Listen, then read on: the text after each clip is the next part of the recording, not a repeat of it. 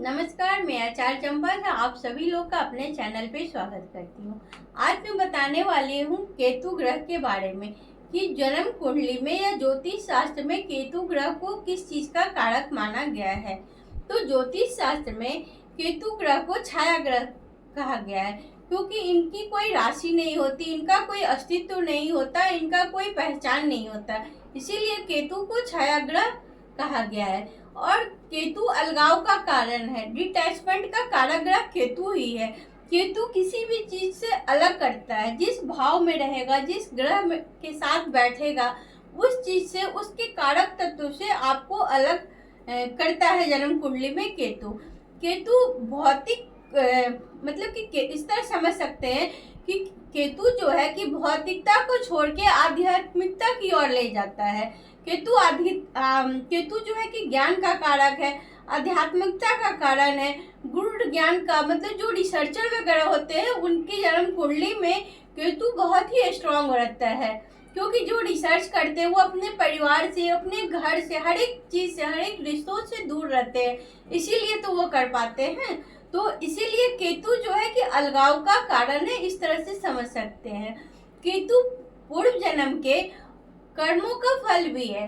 जैसे समझ सकते हैं कि केतु बहुत सारी इच्छाएं लोगों की अधूरी रह जाती हैं और वो मृत्यु को प्राप्त कर लेते हैं, तो दोबारा से उनको जन्म इसलिए ही मिलता है कि वो पिछले जन्म के कर्माज को पूरा कर सके और मोक्ष को प्राप्त कर सके। यानी कि इस तरह कह सकते हैं कि केतु मोक्ष के कारक ग्रह है, क्योंकि केतु मोक्ष के कारक ग्रह है, क्योंकि केतु जो है कि लगाव, आपसी लगाव जो होता है किसी भी चीज का, इस तरह से समझ सकते हैं कि केतु अलगाव के कारक है। तो अलगाव किस चीज से होता है? अलगाव उसी से होता है जिसको हम बहुत ज्यादा प्रेम करते हैं, जिसके हम बहुत क्लोज रहते हैं, वैसे उसी से मेरा मतलब कि उसी से हम लोग का अलगाव हो सकता है। तो इसको इस तरह भी समझ सकते हैं कि तुलसीदास अपनी पत्नी को बहुत सम्मान देते थे, उनसे बहुत प्रेम करते थे, जिसको मिलने के लिए वो बारिश में सांप को जो है रस्सी समझ के उनसे मिलने के लिए पहुंच गए, लेकिन उनकी पत्नी ने उनको अपमानित किया। तो अगर उनकी पत्नी ने उनको अपमानित नहीं करती तो वो मोक्ष को प्राप्त नहीं कर सकते। तो इस तरह से समझ सकते हैं कि जहाँ प्रेम है वही मोक्ष है। अगर पत्नी अपमानित की तभी तो वो जाकर के जो है कि रामायण लिखे और उनको ज्ञान हुआ, आध्यात्मिकता का ज्ञान हुआ और फिर वो मोक्ष की प्राप्ति हुई उन्हें। तो जहाँ प्रेम है, जहाँ समर्पण है, वही अलगाव है और वही मोक्ष है। इस बात को समझिए आप लोग कि जिस भी चीज से ज्यादा कनेक्ट रहेंगे हम लोग, उस चीज से अलग होंगे, तभी हम लोग को मोक्ष मिल सकता है। तो इसलिए राहु जो है कि जन्म कुंडली में भौतिक सुख साधनों के कारक ग्रह माने गए हैं, लेकिन केतु ऐसा नहीं है। केतु वैराग्य है, उसको कुछ नहीं पसंद, वो अकेले रहना पसंद करता है। तो इस तरह से समझ सकते हैं कि जन्म कुंडली में जब सूर्य और केतु का संबंध होगा तो सूर्य किस चीज के कारक है? पिता के कारक है।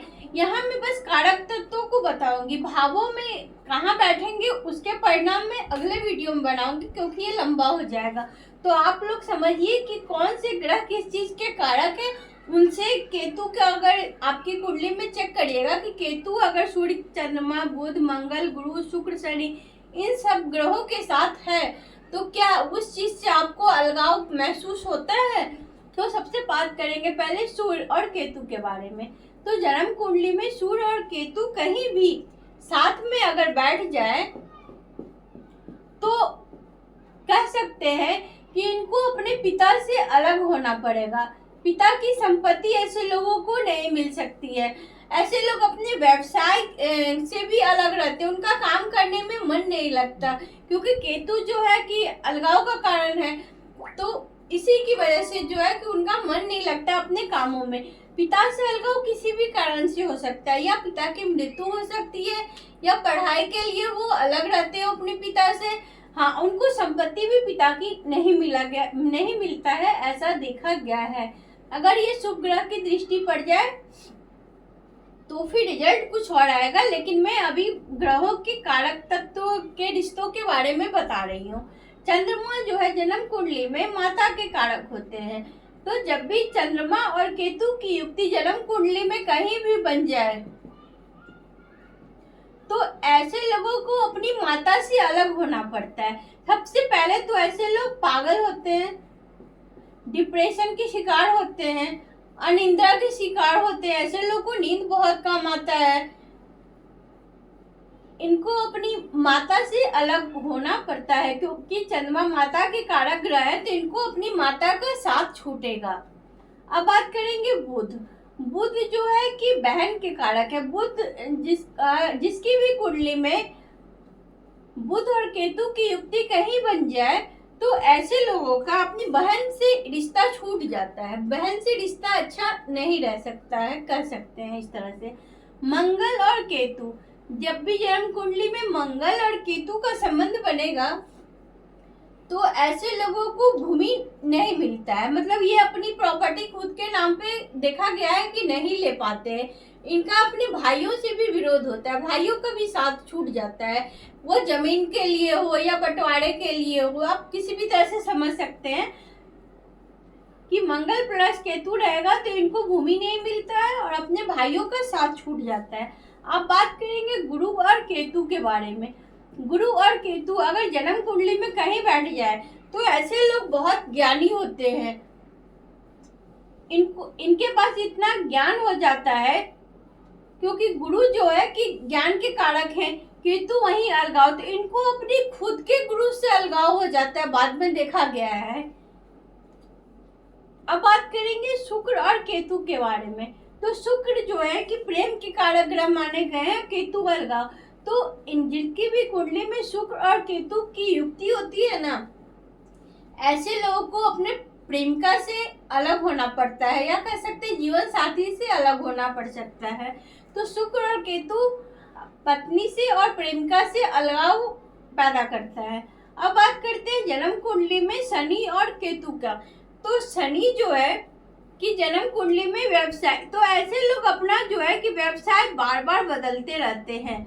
ऐसे लोग बहुत बड़े रिसर्चर होते हैं जो अपना सब कुछ छोड़ छाड़ के त्याग के जो है किसी खोज में लग जाते हैं। ऐसे लोग खोजी होते हैं। खोज करने वालों की कुंडली में ऐसा देखा गया है। ऐसे लोग बहुत बड़े तांत्रिक भी हो सकते हैं जो अपने घर परिवार से अलग रहे। अपने व्यवसाय को ऐसे लोग बार बार बदलते रहते हैं और अपनी व्यवसाय से संतुष्ट नहीं रहते हैं क्योंकि शनि जो है कर्माश के कारक हैं। तो इस तरह से जन्म कुंडली में केतु का संबंध सूर्य से, चंद्रमा से, बुध से, मंगल से, गुरु, शुक्र और शनि इन ग्रहों से बन जाए तो इनके जो रिश्ते होते हैं उनसे अलगाव पैदा करता है।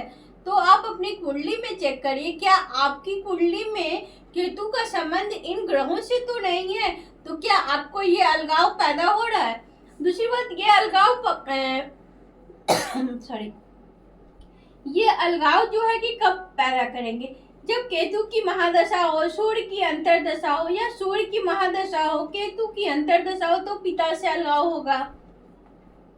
चंद्रमा में भी ऐसे ही होगा। महादशा और अंतरदशा में संबंध होना चाहिए, तब भी विच्छेद की घटना जो होती है वो ज्यादा होता है क्योंकि जब महादशा का मतलब ही होता है समय पीरियड। तो समय जब आएगा, जिस चीज का आएगा, तभी वो घटना घटित होती है। मैं इसको गोचर कुंडली पे लगा कर बताऊंगी कि कोई भी घटना कब घटित होती है। जब महादशा और अंतरदशा सपोर्ट करता है तभी कोई घटना घटित होती है कुंडली में। तो उम्मीद करते हैं कि ये समझ में आया होगा आप लोग को। आप लोग चेक करिएगा। मिलते हैं अगले वीडियो में किसी नए टॉपिक पे बात करेंगे। तब तक के लिए हर हर महादेव।